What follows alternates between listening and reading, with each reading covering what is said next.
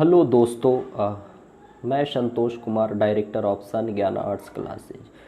आज हम आपके लिए लेकर आए हैं 12th क्लास हिस्ट्री, मध्यकालीन भारत, भक्ति आंदोलन एवं सूफीवाद।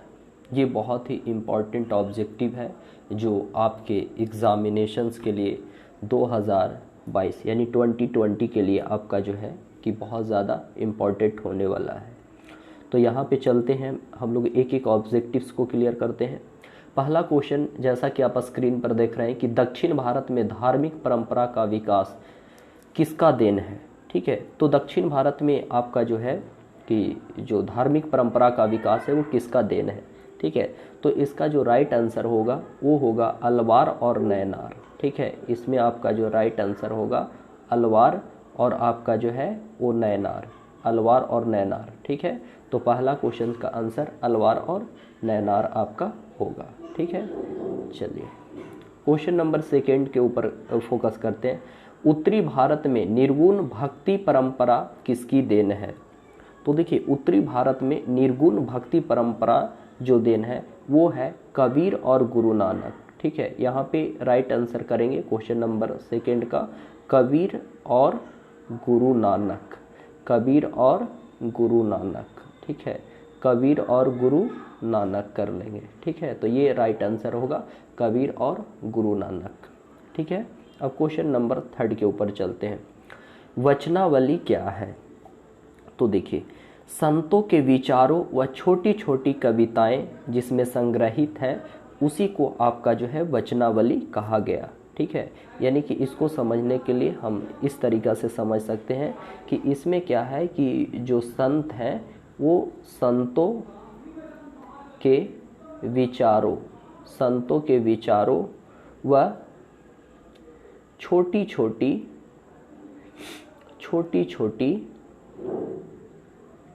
कविताएं आपका जो है वो संकलित किया गया है, तो इसी को कहा जाता है वचनावली। ठीक है, चलते हैं नेक्स्ट क्वेश्चन की तरफ। Question number 4। ठीक है, ये जीवनियाँ की रचना किसके द्वारा होता था। तो जो जीवनी जो लिखने का काम होते थे वो अनुयायी होते थे, जो गुरु होते थे वो गुरु के जो अनुयायी होते थे, ये अनुयायियों के द्वारा आपका जो है वो लिखा जाता था। ठीक है, तो जो अनुयायी होते थे ये अनुयायियों के द्वारा आपका जो है रिटेन किया जाता था। उसके बाद नेक्स्ट क्वेश्चन है आपका पुराणों की कुल संख्याएं कितनी है। तो हम लोग बार बार इस क्वेश्चन को रिपीट किए हैं कि पुराणों की कुल संख्याएं आपका जो है 18 है। ठीक है, पुराणों की कुल संख्याएं आपका जो है वो 18 है। महान एवं लघु परंपरा का किसने विभाजित किया था। ठीक है, तो एक समाज शास्त्री थे। ठीक है, एक आपका जो है समाज शास्त्री थे। ठीक है, एक समाज शास्त्री थे। ठीक है, जिनका नाम था रॉबर्ट फील्ड। ठीक है, तो रॉबर्ट आपका जो है वो फील्ड थे। तो ये आपका जो है 20वीं सेंचुरी में आपका जो है इसको क्लासिफिकेशन किए थे। चलते हैं को आगे की तरफ, क्वेश्चन की तरफ हम लोग बढ़ते हैं। उसके बाद क्वेश्चन नंबर आपका 7 है, जगन्नाथपुरी मंदिर कहाँ स्थित है। तो जगन्नाथपुरी मंदिर जो स्थित है वो है उड़ीसा में। ठीक है, तो इसका राइट आंसर उड़ीसा हो जाएगा। क्वेश्चन नंबर 8 है, क्वेश्चन नंबर 8 में है जगन्नाथ का क्या अर्थ होता है। तो जगन्नाथ का जो अर्थ होता है, इसका अर्थ होता है विश्व का मालिक। ठीक है, विश्व का मालिक। ठीक है, इसका राइट आंसर कर लेंगे विश्व का मालिक होता है। क्वेश्चन नंबर आपका 9, तंत्रवाद का उदय किससे जुड़ा हुआ है। तो देखिए, क्वेश्चन नंबर 9 है जो आपका तंत्रवाद है ये देवी पूजा अथवा शक्ति पूजा से जुड़ा हुआ है।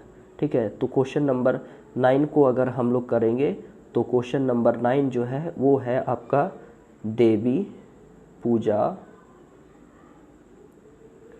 अथवा शक्ति पूजा। ठीक है, शक्ति पूजा से आपका जो है वो जुड़ा हुआ है। ठीक है, इसी तरीक़ा से आपका जो है नेक्स्ट क्वेश्चंस की तरफ आपका जो है वो बढ़ते हैं। चलते हैं आगे, क्वेश्चन नंबर आपका जो है वो 10। ठीक है, तो क्वेश्चन नंबर 10 आपका क्या कहता है, मातृ देवी की पूजा किस सभ्यता की देन है। तो हम लोग पढ़ चुके हैं, ये आपका जो है वो सिंधु घाटी सभ्यता, ठीक है, सिंधु घाटी सभ्यता, सिंधु घाटी सभ्यता का देन है, ठीक है। क्वेश्चन नंबर हम लोग चलते हैं आगे। विश्व में तंत्रवाद का उदय कहाँ से माना गया, ठीक है। देखिए विश्व में तंत्रवाद का उदय आपका जो माना गया है ऐसे, वो है चीन एवं आपका मंगोलिया से, ठीक है। इसको माना गया है चीन व मंगोलिया, ठीक है, चीन व मंगोलिया से माना गया है कि इसी देश से आपका प्रसार हुआ, लेकिन ये कन्फर्म उतना नहीं है, संभावना है। चलिए आगे चलते हैं। क्वेश्चन नंबर आपका जो है वो नेक्स्ट चलते हैं। तंत्रवाद की उत्पत्ति किस शताब्दी में हुई थी। तो आपका जो है तंत्रवाद की जो उत्पत्ति है, ठीक है, वो किस शताब्दी में हुई थी। चलिए एक क्वेश्चन और भी था, क्वेश्चन नंबर 12 था कि भारत में तंत्रवाद का उदय कहाँ से माना जाता है। तो देखिए भारत में आपका जो तंत्र का उदय है वो है कामरूप, ठीक है, कामरूप, कामरूप, ठीक है, कामरूप। ये कहाँ पड़ता है, असम, ठीक है, ये असम में आपका जो पड़ता है। तो यहाँ से आपका जो है वो माना जाता है, ठीक है, यहाँ से आपका माना जाता है, ठीक है। उसके बाद क्वेश्चन नेक्स्ट है, क्वेश्चन नंबर आपका 13 में देखेंगे। क्वेश्चन नंबर 13 क्या कह रहा है, तंत्रवाद की उत्पत्ति किस शताब्दी में हुई। तो देखिए तंत्रवाद की जो उत्पत्ति है वो है 6ठी शताब्दी, ठीक है, 6ठी आपका जो है वो शताब्दी लिखेंगे, इसमें 6ठी शताब्दी आपका ऑप्शन करेंगे, ठीक है। उसके बाद आपका जो है वो क्वेश्चन नंबर जो आगे हम लोग देखेंगे, क्वेश्चन नंबर आपका जो है 14 देखेंगे, ठीक है। क्वेश्चन नंबर 14 कह रहा, तंत्रवाद का विकास किस शताब्दी में पूर्ण रूप से विकसित हो गया था, ठीक है। तंत्रवाद का आपका जो है कि विकास किस आपका जो है किस शताब्दी में पूर्ण रूप से विकसित आपका हो गया था, ठीक है।